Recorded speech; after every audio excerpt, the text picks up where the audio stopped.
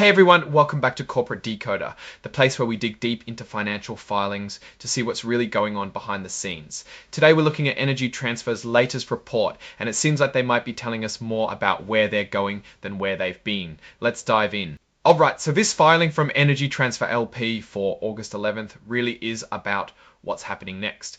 They're getting ready to present to investors and analysts at a big natural resources conference. This is essentially them giving a heads up that their management team will be talking to important people, investors and analysts at Citi's 2025 Natural Resources Conference.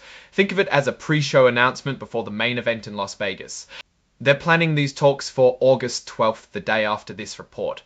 Management expects to give an overview of what's going on in their different business parts and share updates on projects that are designed to help the company grow. If you want to get ahead of the curve and see what materials they'll be using, they're making them available on their website under the investor relations section. This is a pretty standard move to make sure everyone has access to the same information at the same time.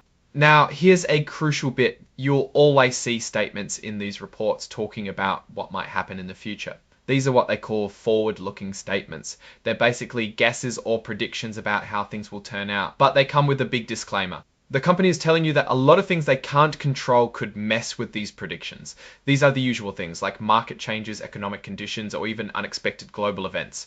They point you to their other filings for a more complete picture of the things that could go wrong. And here's something important to remember about these forward-looking statements. Energy Transfer isn't promising to update them if something new happens or if they get new information. So while they're giving you a glimpse of the future, it's important to view it with a critical eye and understand that these statements aren't guarantees.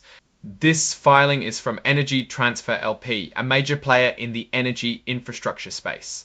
They own and operate a massive network of pipelines and other facilities that transport and store natural gas liquids, refined products, and crude oil. Think of them as a vital artery for the energy world.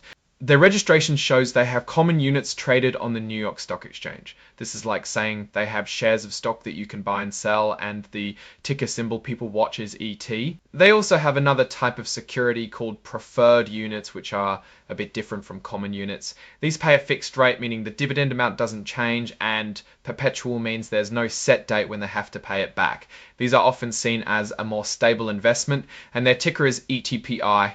The signature at the end is from Dylan A. Bramhall, who is an Executive Vice President and Group Chief Financial Officer. He's signing off on behalf of the company, specifically as authorized by LEGP LLC, which acts as the general partner for Energy Transfer.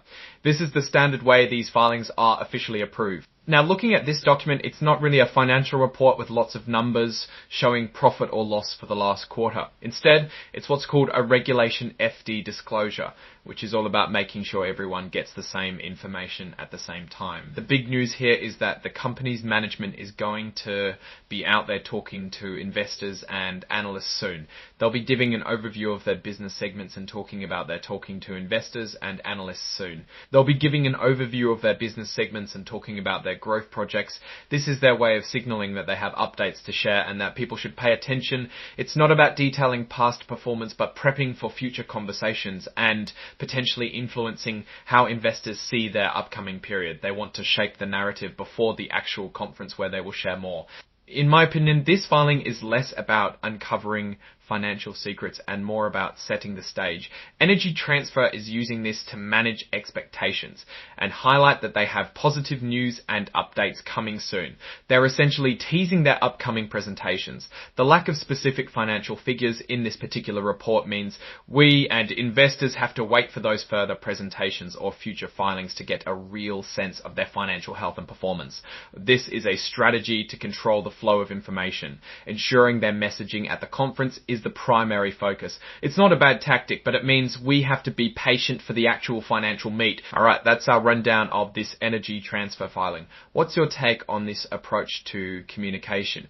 Do you think it's smart to manage expectations this way, or do you prefer more direct financial reporting? Drop your thoughts in the comments below.